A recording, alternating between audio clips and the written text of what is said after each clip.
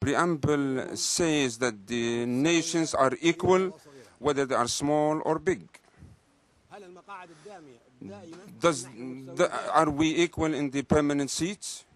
No, we are not equals. And the preamble says that all nations are equal, whether they are small nations or whether they are big nations, as far as rights.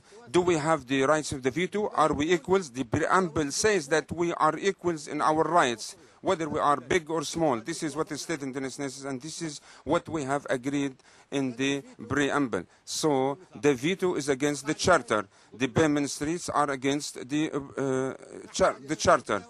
We do not accept it and we do not acknowledge it.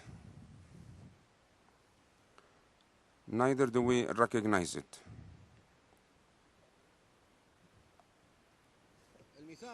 The charter states that in the preamble, that we shall not resort to the military force unless it is a common interest. This is the preamble which we were happy and we signed and we joined the United Nations because we wanted the charter to be like that. It says that the armed forces only use it when it is a common interest to all nations. But after that, what happened? 65 wars broke out after the establishment of the United Nations and after the establishment of the Security Councils, and after this establishment, 65, and the victims are millions more than the victims of the Second World War. Are these wars and the aggressions and the force that was used, the power in the 65 was in the interest of the common interest of all of us? No, it was in the interest of one country or 3 countries or 4 countries or 1 country. But it was not in the interest of all the nations.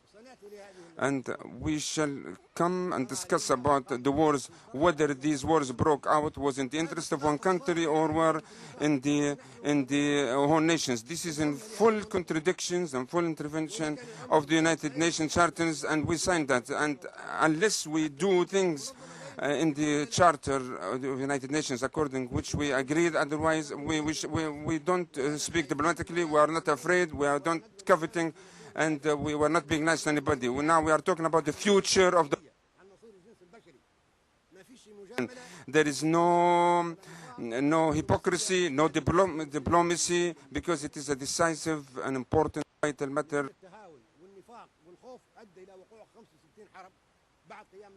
Of understanding and hypocrisy created to 65 wars after the establishment of the United Nations. The preamble states also that if there is a use of force, then there must be then it must be the United Nations force, so the United Nations military interventions, according to the joint ventures of the United Nations. Not country or 1, 2 country or 3 country using the force or the military power. The United Nations, all of it, will decide to go to war to maintain peace and world security.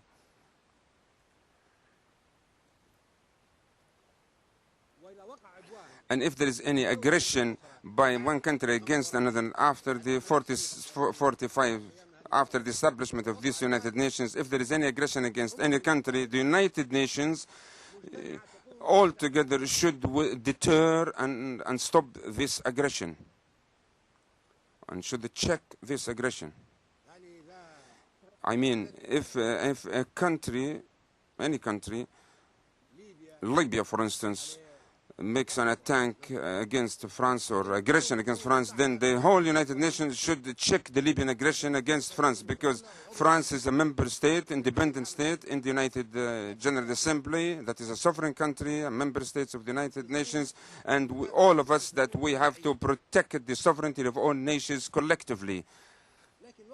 But 65 wars, aggressive war, took place without any actions from the United Nations to stop and check these wars.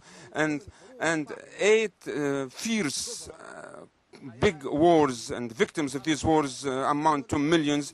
made or initiated by the countries who have member states and veto those countries who believe that they would maintain the sovereignty and independence of the peoples. These countries actually use aggressive force against the peoples. We believe that these countries will make peace and security in the world and protect the peoples. These countries actually resorted to aggressive wars and hostile wars, and as a matter of fact, they enjoyed the veto that was given to them by themselves and enjoyed the member states of the Security Councils, but in the meantime, they actually initiated the war, which amounted to millions of victims.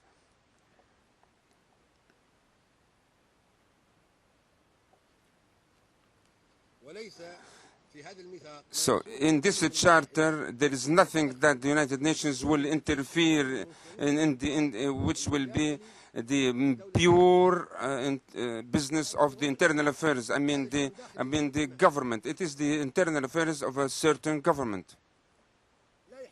No country has the right to interfere in this affair, in the sort of government, whether it is a dictatorial, socialist, capitalist system, or whether it is a reactionary, progressive. This is the responsibility of the society. It is an internal matter of the people concerned of a certain country. Rome, one day the senators of Rome, they gave him the mandate to be a dictator, because at the time it was good for Rome. No one can say to Rome at the time that you gave Caesar this veto. The veto is not mentioned in the charter. If we joined the United Nations because we thought we are equals, and then there is one country that can object to all the decisions that we make, and it has a member state. Who has given this country this member state? These 4 countries, they have given themselves member states. The only country that we have voted in this General Assembly is China. We have voted to give China a member state in the Security Councils. This was done democratically, but the other member seats was not democratic, was imposed upon us. We should not be accepted by us, and it was a dictatorial procedure that was done against our will.